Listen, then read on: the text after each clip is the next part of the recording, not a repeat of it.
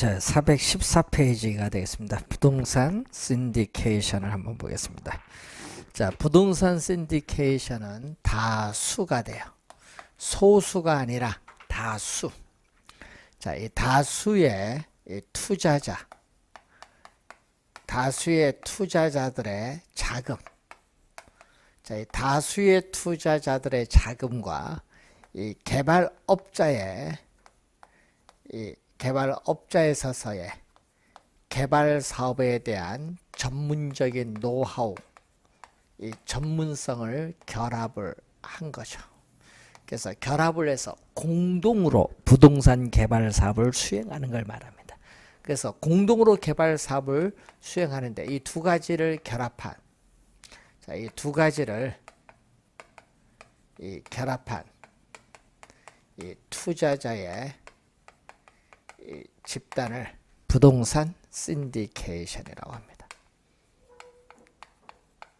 자, 부동산 신디케이션은요, 이 개발 사업을 할 때 투자자들이 직접 자금을 대요. 그래서 간접 투자가 아닙니다. 니즈는 간접 투자지만 이거는 우리 직접 투자다. 직접 투자 방식이면서 투자자들의 자금을 조달해서 개발하는 이 지분 금융의 방식으로 자금을 조달해서 개발하는 내용입니다. 자, 우선은 다수의 투자자들은 투자한 자금 한도 내에서 책임을 지는, 투자한 자금 한도 내에서 책임을 지는 것을 유한 책임 사원. 그러니까 회사를 조직하고 경영하지 않습니다. 투자 한도 내에서 책임을 져요. 망하면 그 돈 날리는 것만 돼요. 그래서 이 유한 책임 사원을 우리는 수동적 투자자라고 하고, 그리고 이 개발업자는 이 개발 사업에 대해서 회사를 조직을 하고 또 뭐 한다? 경영을 합니다. 그래서 책임은 유한이 아니라 무한대로 져요. 무한 책임 사원이다. 회사를 조직하고 경영하기 때문에 관리, 운영의 책임을 지고 있다. 자, 관리, 운영의 책임을 지는 무한 책임 사원이죠. 자, 그리고 투자자들은 투자 한도 내에서 책임을 지지만은 이자 수입을 얻는 것이 아니라 사업의 결과 발생한 수익에 대해서 무슨 수익? 배당 수익을 얻는 겁니다. 자, 그리고 이 개발업자, 부동산 개발 사업인 경우에는 부동산 개발업자 자체가 신디케이터가 돼요. 신디케이터가 되는데 이때 신디케이터로서는 개발 회사일 수도 있고 건설 회사일 수도 있고 니즈 회사일 수도 있습니다. 자, 그래서 여러분 교재에 거기 보시면 신디케이터란 용어가 나오죠. 중간에 신디케이션의 결성에 주도적인 역할을 하며 결성된 신디케이션의 운영, 관리 책임을 지는 법인이나 자연인을 말한다는 그러한 신디케이터입니다. 신디케이터. 네. 자, 그래서 신디케이터라는 설명이 나오죠. 자, 그리고 이 관련해서 이 미국에서는 요 무한 책임 사원은 여기에 수동적인 대해서 여기는 능동적, 무한대로 책임을 지는 능동적 투자자인데 이 미국에서는 이 부동산 신디케이션의 이 대표적인 형태를 뭐라고 하냐? 바로 파트너십이라고 해요. 이 두 가지를 결합한. 이 파트너십은 뭐죠? 파트너십은 이 기업의 형태로 번역을 하면은 합자 회사라고 번역을 해요. 합자 회사. 신디케이션의 대표적인 형태고요. 이 자금, 투자한 자금을 모집을 할 때는 개발 사업의 규모가 작을 때는 개별 모집을 합니다. 사모 방식이 아닌 개별 모집을 하고, 개발 사업의 규모가 클 때는 우리는 공모 방식에 있어서 공개 모집을 하는데, 미국에서는 투자자가 31명을 넘어가면은 반드시 공모 방식을 하도록 규제합니다. 왜? 대규모 자금을 조달하기 때문에 우리는 법적인 규제를 많이 해서 투자자를 보호하기 위해서 그렇습니다. 자, 신디케이션 맞고요. 그 415페이지 보시면은 또 프로젝트 파이낸싱 있죠. 우리나라는, 미국은 여기 좀 많지만 우리나라에서는 뭐가 많아요? 이 프로젝트 파이낸싱이 많습니다. 우리나라는 프로젝트 파이낸싱인데 이걸 약어로 뭐죠? PF. 뉴스나 신문에 보면은 뭐 PF란 용어가 많이 우리가 나오는 그러한 내용이죠. PF. 자, 그러면 PF인데 이 파이낸싱은 금융으로 번역해요. 금융. 그럼 프로젝트 금융이라는 말이죠. 프로젝트 금융인데 또 시험에 나올 때 주의해야 됩니다. 이 프로젝트 파이낸싱은 부동산을 담보로 해서 금융기관으로부터 대출을 받는 방식이 아니다. 부동산을 담보로 하여 금융기관으로부터 대출을 받는 방식이 아니라는 걸 꼭 기억해 두시고, 이 사업주는 이미 금융기관으로부터 융자를 받아서 사업을 하고 있는데 이 개발 사업을 하기 위해서 융자를 신청했더니 대출을 안 해줘요. 그래서 사업주는 출자를 하겠죠. 개발 사업을 위해서 출자를 해서 특수법인을 하나 만들어요. 특수법인. 이때 이 특수법인은 사업주와는 회계적, 법률적으로 독립적인 회사를 하나 만드는데 이것을 우리는 프로젝트 시행회사를 이렇게 하나 만들어요. 뭐를 위해서? 개발. 미국에서는 유전 개발 사업을 위해서 도입을 했지만 우리나라는 뭐 아파트 개발 사업, 항만 개발 사업, 고속도로 개발 사업, 전철 개발 사업 뭐 많죠. 특정 프로젝트, 특정 단일 사업인 특정 프로젝트 개발 사업. 이 단일 사업인 특정 프로젝트 개발 사업인데 이 특정 프로젝트 개발 사업은 우선 대규모 자금이 소요돼요. 대규모 자금이 소요되고 또 공사 기간도 오래 걸려요. 공사 기간도 장기간 소요되는 특정 프로젝트 개발 사업에 뭐를 담보로 하죠? 이 미래의 수익성, 사업성을 담보로 하죠. 자, 미래의 이 수익성, 이 사업성을 담보로 한다. 미래의 수익성, 이 사업성을 담보. 그러니까 이런 부동산을 담보로 자금을 대출받는 것이 아니라 미래의 수익성을 담보로 누구? 프로젝트 시행회사의 대차 대조표상의 부채로서 회사의 채권을 발행해요. 이 회사채를 발행해서 개발 사업에 필요한 자금을 조달하는데 이 회사채를 우리 금융기관에 인수하려면은 수익성이 있다는 시그널을 보내줘야 돼. 그래서 계속 정보를 제공을 해줘야 되기 때문에 정부의 비대칭성이 점점 줄어든다는 특징이 있어요. 자, 그리고 이 회사채를 대주단이 인수하는데 한 은행이 인수하면 너무 위험이 높으니까 이 A 은행이 주 간사은행이 되면서 다른 은행들과 공동으로 회사채를 뭐한다? 인수를 해요. 이렇게 회사채를 공동으로 인수하는 이 전략을 우리는 전문용어로 syndication loan이라고 해요. syndication loan인데 론은 대출이거든요. syndication 형태로 대출을 해주는 거예요. 그래서 이 프로젝트 시행회사의 대주단은 개발 사업에 필요한 자금을 대출해줘서 이 대출해준 자금에 대한 이자를 받는데 요 이자가 또 작년에 출제를 했죠. 시험에 또 많이 나오죠. 프로젝트 파이낸싱의 금리.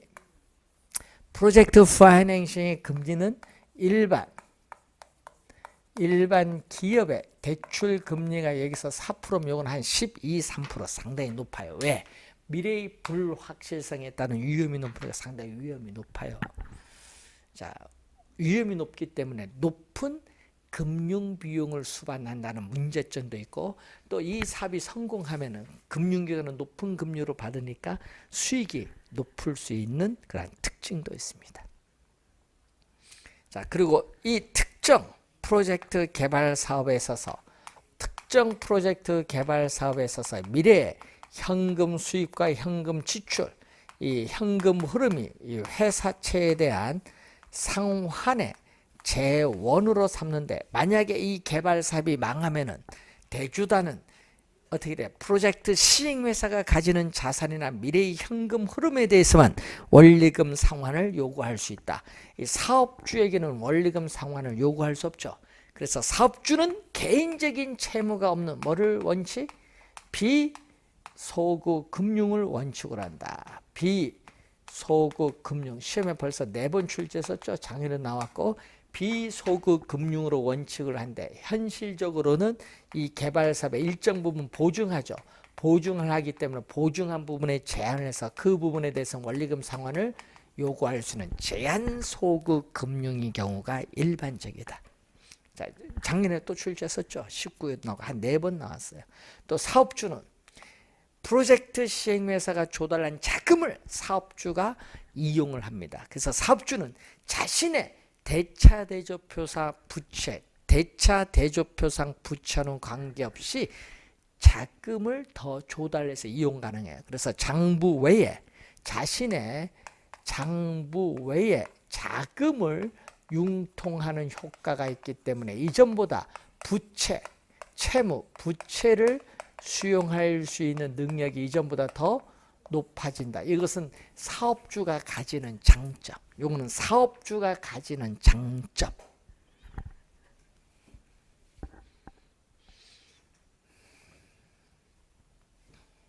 그런데 문제는 금융기관만 위험을 부담하면 안 되잖아요.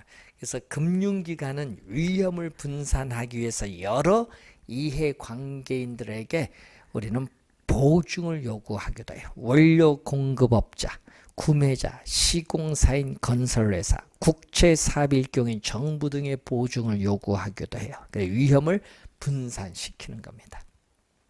그리고 또 대주단은 또 위험을 낮추기 위해서 위험을 낮추기 위해서는 시공사인 건설회사가 출자를 더 많이 해라. 또 누구? 사업주 보고 출자를 더 많이 하라. 그래서 위험을 더 낮추기도 합니다. 또 대출 심사 조건도 뭐한다? 강화를 해야겠죠. 이러면 강화를 안 하니까 어떻게 돼? 주먹구시 대출하니까 저축은행 다 부도난 거예요. 사태 우리나라 문제가 있는 겁니다. 자, 여기서 여러분 대주단은 여러분 여기서 이 자금은 누가 관리해? 작년 정답 물었거든요. 자금을 프로젝트 시행회사나 사업주가 자체 계정에서 관리하는 것이 아니라 뭐를 둔다? 별도의 뭐를 둬요? 에스크로우 계정을 둬요. 별도의 에스크로우 계정을 위탁 우리는 관리 계좌 에스크로우 계정은 위탁 관리 계좌를 둬서 여기서 공정하고 투명하게 자금을 지폐하고 우선적으로 공사비를 지급하죠. 여기서 자금을 우리는 관리를 하는 거예요. 프로젝트 시행회사의 자체 계정에서 관리하는 것이 아닙니다. 자, 그런데 이 개발 사업이 진짜 어떻게 돼요? 유망하다. 그러면은 대출자 입장에서 자금을 대출해 주는 것이 아니라 지분 투자자 입장에서 뭐를 우리는 금융기관이 자기 자본을 투자할 수 있어요. 그래서 이 프로젝트 시행회사와 금융기관이 공동으로 개발 사업을 할 수도 있는데 이걸 전문용어로 뭐라고 하냐? 조인트 벤처라고 하는 거예요. 그래서 여러분이 415페이지에 조인트 벤처가 나오죠. 자, 부동산 개발 사업과 같은 특정 목적의 벤처 사업을 공동으로 이렇게 공동으로 영위하기 위한 둘 또는 그 이상의 자연인이나 법인의 결합체로 구성된 공동 벤처 회사인데 그래서 소수죠. 이건 다수가 아닙니다. 부동산 신디케이션은 다수지만 이건 소수의 개인이나 기관 투자자로 구성된다. 조인트 벤처는 소수의 개인이나 기관 투자자로 구성되어 있다. 이렇게 보시면 되겠죠. 같은 시험에 많이 출제를 하는 부분. 작년, 재작년 2년 연속 출제했거든요. 원래 나올 수 있는데 우리나라는 거의 프로젝트 신디케이션보다 우리나라는 뭐 PF를 많이 이용하죠. 그래서 자주 내는 겁니다.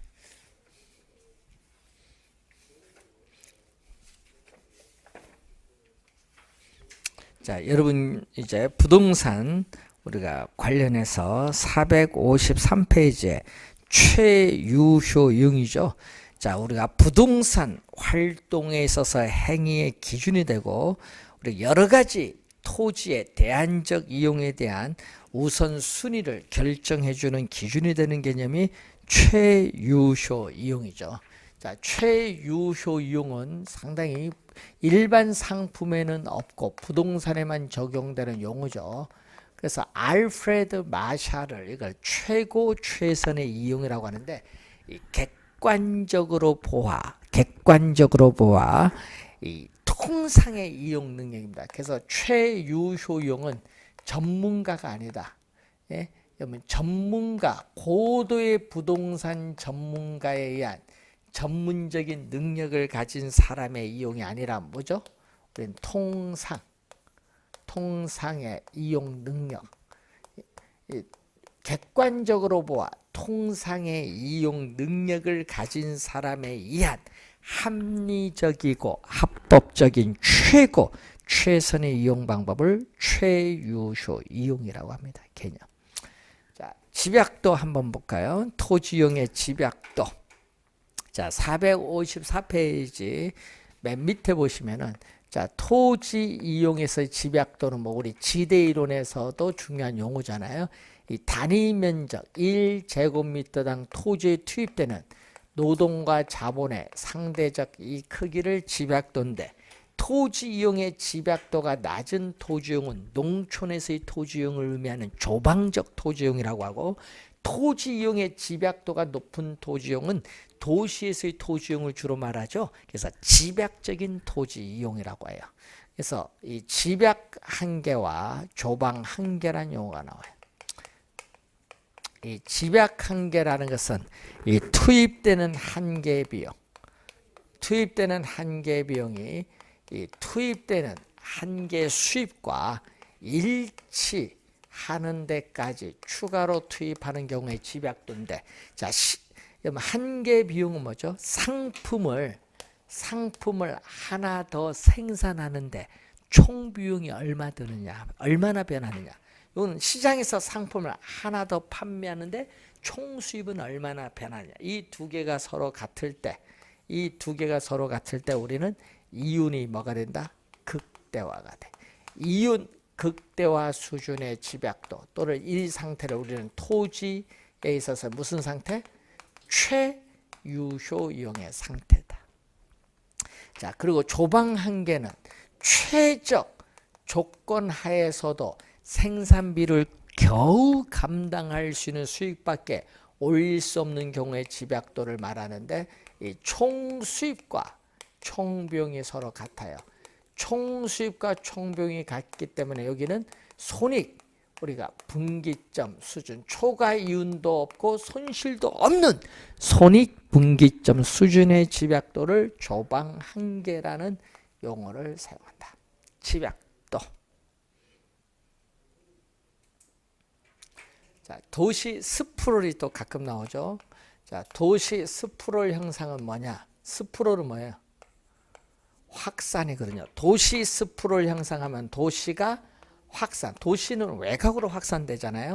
그래서 도시 스프롤 형상하면은 도시가 확산되는 형상인데, 도시의 성장 개발이 무질서해. 여러분, 질서정연한 개발이 아니야. 무질서하고 또 계획적인 개발이 아니라 주목구구식의 필요에 따라 개발해요. 무계획적이야. 또 규칙적인 개발이 아니라 불규칙적인 개발이야. 무질서하고 무계획적이고 불규칙적으로 도시의 외곽부를 향하여 평면적으로 확산되는 형상이야. 이 결과 나타나는 게 난개발이 나타나는 것이고, 그래서 도시가 외곽으로 확산되는 형상은요, 주거지역에서뿐만 아니라 상업지역, 공업지역에서도 발생해요. 그리고 토지의 최유효 이용으로부터 괴리 벗어나고 있기 때문에 나타나는 현상이죠. 괴리되기 때문에 외곽으로 확산되는 거지 뭐. 그래서 지가의 수준은 지역의 특성에 따라 다르지만 일반적으로 표준적 수준 이하를 말하고, 그 밀도 수준 또 이것도 합리적인 밀도 수준 이하를 말하죠. 합리적인 밀도 수준이야. 그래서 도시 이 스프롤의 유형을 보면은 이 합리적인 밀도 수준 이상으로 인접 토지를 계속 잠식해 나가면서 우리는 외곽으로 확산되는 고밀도 연쇄개발 방식이 있고, 또 합리적 밀도 수준 이하로 인접 토지를 계속 잠식을 해나가면서 외곽으로 확산되는 또 저밀도 연쇄개발 방식이 있고, 또 우리 전철 우리 일상 갈 때 보면요, 이렇게 도시 중간중간에 개구리가 뛰는 것처럼 이렇게 빈 공지를 남기면서 교외로 확산되는 이 형상을 우리는 개구리 뜀뛰기 개발이라는 게 있죠. 개구리 뜀뛰기 개발. 그리고 자동차 전용 도로, 뭐 우리 요즘 뭐 서부 간선도로, 뭐 남부 간선도로, 북부 간선도로, 이 간선도로를 따라서 외곽으로 도시는 마다, 그렇죠? 간선도를 따라서 교회로 확산되는 형상, 스프롤의 유형이에요.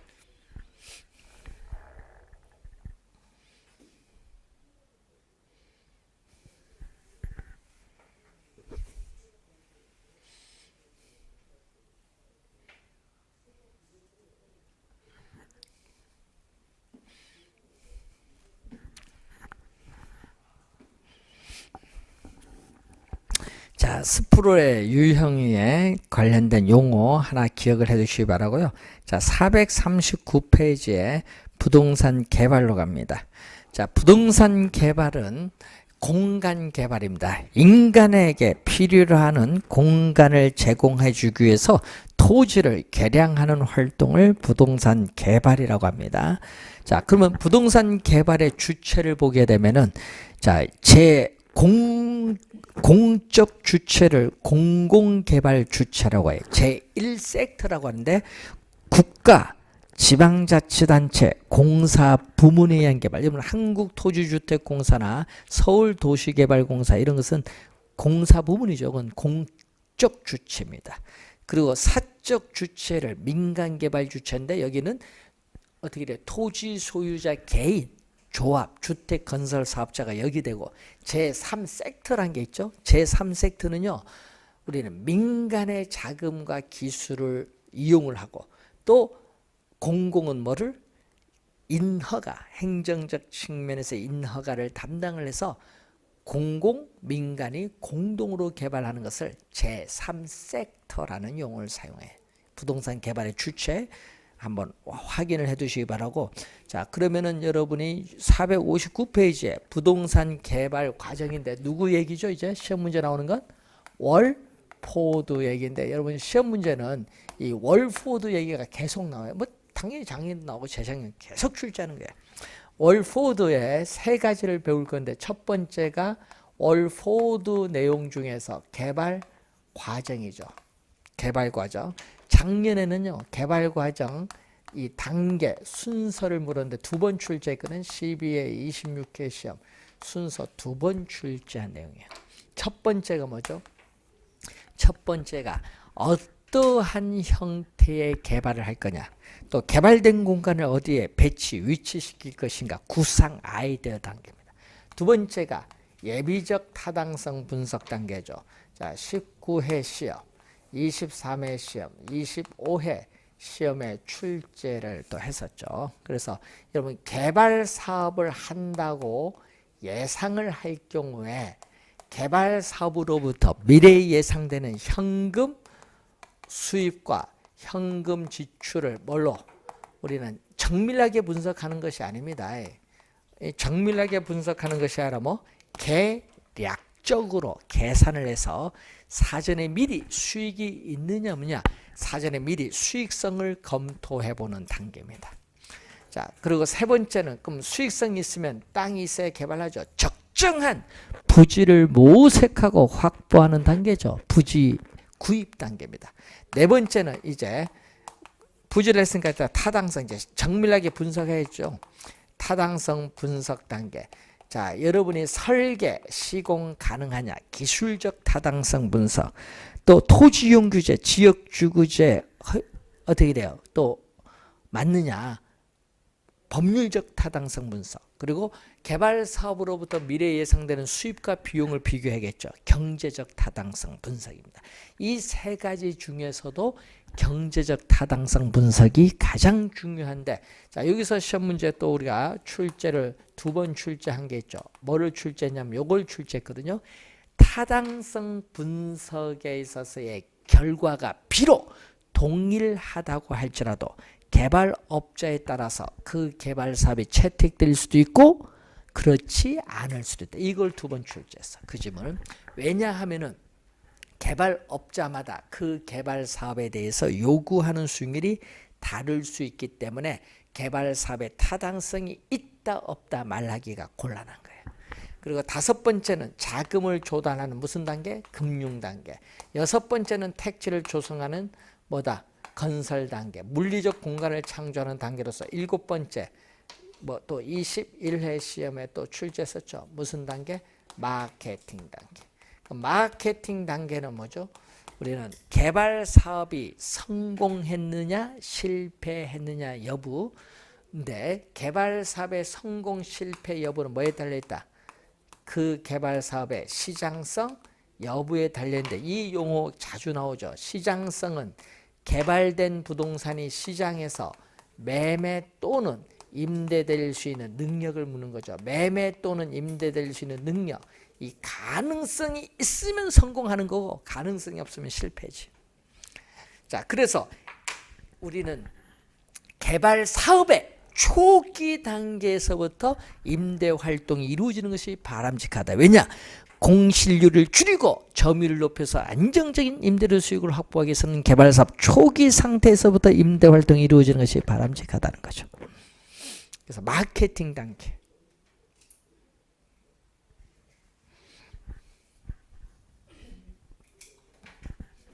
요즘은 옛날하고 많이 바뀐 게, 옛날 저희들은 대학교 다닐 때가 대형 컴퓨터, 우리 개인 PC가 없으실 때인데, 그때는 우리가 리포트 쓸 때는 뭐 쓴 줄 알아요? 예?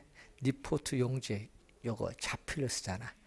그런데 우리 교수님들이 데모를 우리 많이 했어.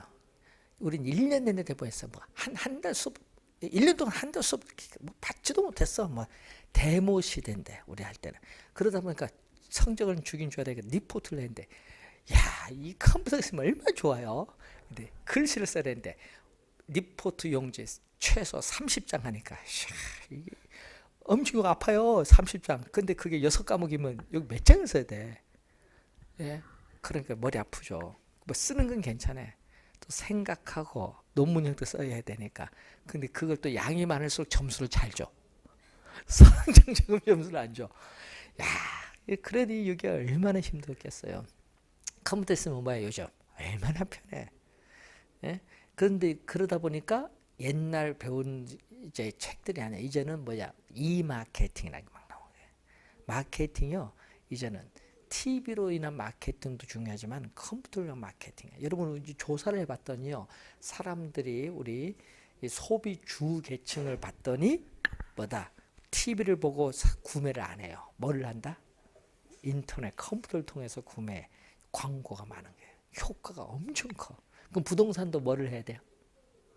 광고하면은 TV 광고 해야 돼? 아니야. TV 광고를 하면 안 돼. 인터넷 광고를 해야 돼. 이제 다음 뭐 네이버. 우리는 뭐를 많이 하는데, 우리나라 사람들은 네이버로 많이 하는데 네이버 광고를 많이 합니다. 예. 그 이유가 네이버를 많이 보니까. 예. 그리고 이제 요즘은 또 뭐를 해요? 우리는 수평인데 인공위성을 통해서 뭐를 해? 입체로 보잖아요. 네이버에서. 그러기 때문에 뭐 한다? 우리가 현실감 있게 보고 확인해서 가면 돼요. 그래서 요즘에는 상당히 우리가 마케팅, 인터넷을 통한 마케팅이 상당히 중요하고, 그래서 요즘에 그 뭐 하더라? 무슨 광고하면은요, 자기 계정을 따로 만들어서 그걸 광고를 또 합니다. 그래서 하여튼 요즘에는 부동산이 많이 바뀌는 거예요. 마케팅 단계에서. 그래서 여기 중요해요. 마케팅을 잘 해야 되잖아요. 자, 그리고 월포드는요, 또 중요한 게 뭐냐? 2번째, 월포드 작년에도 또 출제를 했는데요, 올해도 출제 가능성이 있죠. 부동산 개발은 미래에 확실성으로 인해서 위험이란 요소가 항상 우리는 내포되는데 이 세 가지 위험이 있거든요. 월포드는 부동산 개발의 위험을 크게 법률적 위험, 우리가 시장 위험, 비용 위험으로 이렇게 보죠. 자, 법률적 측면에서 나타나는 위험은 크게 두 가지로 보죠. 공법적 측면에서 나타나느냐. 공법적 측면에서 나타나는 대표적 위험은 이 토지 이용 규제인데, 이 토지 이용 규제의 대표적 수단이 바로 뭐죠? 용도, 지역, 지구, 구역제, 지역, 지구제의 변경 가능성이 있느냐, 이게 중요한 거고, 사법적 측면에서 뭐가 중요하다? 사법적 측면에서는 이 소유권 관계죠. 또 개발 사업에 대한 주민의 민원 이런 거죠. 그러면 여러분 작년에도 출제했는데 23회와 27회 출제된 게 똑같았어요. 뭐가 출제됐냐면요. 이 법률적 위험을 최소화시켜주기 위해서는 사전에 미리 토지 이용 계획이 확정된 토지를 매입을 하는 것이 바람직하다. 이걸 출제를 2번 했어요. 작년에 또 출제했어요. 자, 시장 위험은 또 22회 시험에 개념을 물었거든요. 이 어떻게 돼? 시장의 불확실성이 개발업자에게 지우는 부담. 이걸 또 22회 시험에 출제했어요. 그래서 시장 위험에는 여러분이 시장 연구라는 게 있거든요. 시장 연구는 특정이죠. 여기는 특정 부동산에 대한 수요와 공급 상황을 연구 분석하는 거고, 또 시장성 연구라는 건 또 뭐가 나오죠? 여기는 개발된 부동산이 시장에서 매매 또는 임대될 가능성을 분석하는 거. 시장성, 시장 다릅니다, 용어. 그래서 구별해 두는데, 자, 여러분 완공률 100%, 완공률 100% 갈수록 매수자 입장에서 보면 위험은 점점 줄어드는 거고 부동산 가치는 점점 높아지는데, 그럼 개발 사업 초기에서는 위험이 매수자 입장에서 높으니까 높은 위험으로 할인한 부동산 가치는 낮게 나타나죠. 자, 이 시장 위험에서 분석하는 게 흡수율 분석이 있는데, 자, 과거 일정 기간 동안에 시장에 공급된 부동산이 얼마만큼의 비율로 흡수되는가를 분석하는 거죠. 자, 이때 흡수율 분석의 목적이 2번 출제했었죠. 자, 흡수율 분석의 목적은 부동산 시장에서의 과거 및 현재 추세를 정확하게 파악을 해서 미래의 흡수율을 예측하는 데 목적이 있어요. 자, 이걸 여러분 2번 출제를 했거든요. 우리가 잘 알아둬야겠죠. 19회, 23회 시험 2번 출제했고요. 흡수율이 높을수록, 그리고 시장에 공급된 부동산이 100% 분양, 임대하는 데 걸리는 흡수 시간은 짧을수록 시장에서의 위험은 점점 줄어든다.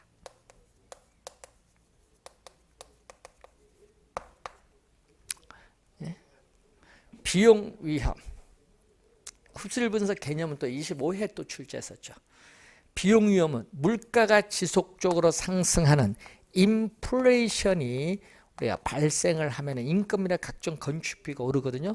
또 공사 기간은 짧을수록 좋은데 공사 기간, 개발 기간, 뭐 공기라고도 하죠. 개발 기간이 길면 그만큼 추가로 비용을 부담할 가능성이 더 커져요. 개발 기간, 공사 기간이 길수록 뭐는 커진다. 우리는 추가로 비용을 부담할 가능성이 점점 많아지죠. 비용상의 위험 부담은 커진다는 걸 알 수 있습니다. 시험에 3개 또 다 물을 수 있거든요. 그래서 23회 시험에도 또 출제를 또 했는데, 그래서 전반적으로 또 출제 가능한 내용입니다. 자, 월포드는 지금 3가지인데 2가지 배웠습니다. 또 하나가 부동산 개발의 타당성 분석인데 465페이지에 부동산 개발의 타당성 분석 잠시 쉬고 시작하겠습니다.